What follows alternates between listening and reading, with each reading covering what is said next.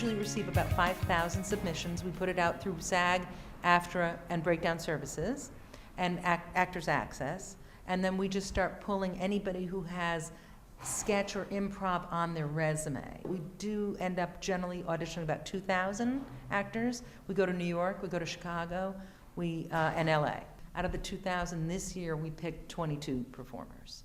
This is my second time auditioning for the CBS Diversity Showcase. I auditioned maybe 5 years ago, and this was before I started doing sketch comedy and stand-up. And I threw something together because I was like, okay, they need to see characters, so I'm just gonna go crazy. So I was like, ooh, I hear a voice, ooh, ooh, ooh. I can do an accent. Ooh, I do Jamaican and all of that, right? So this time I just felt so much better prepared for it. I had my characters down, I do impressions, and it all sort of came together. You know, a lot of times I do showcases where I coach actors and work with them, and a lot of what we tell them is to be a performer. Really go there and shine. You're coming in for 3 minutes, so you have to do something that's, one, memorable. So I look and I go, wow, I remember that. And then after that, you start to see how their skill set. Can they, be loud enough to fill this stage?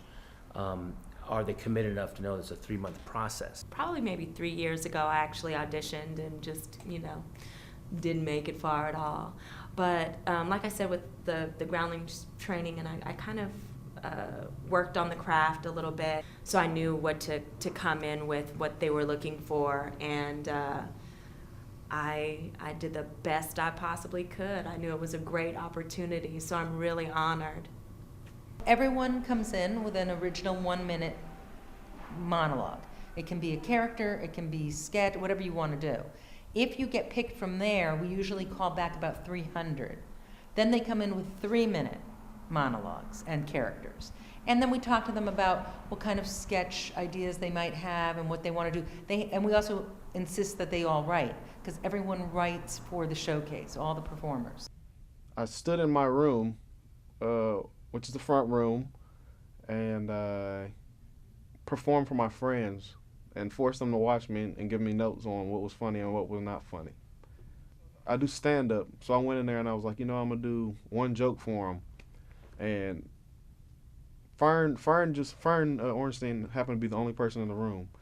And she was laughing so hard that I thought that she was just like, oh, this guy will never have a chance. Like, ha, ha, ha, ha. Like, laughed me out the room. And I'm like, wow, I think that went horribly. She calls me back in and tells me that I did an excellent job. And she was like, see me again.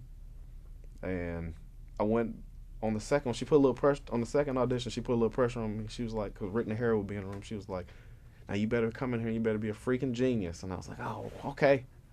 I went in and I guess I did right by them. I did 3 original characters for them. They liked it. They asked me to come back one more time. They asked me if I could do any celebrity impressions and if I could write. And I could do both.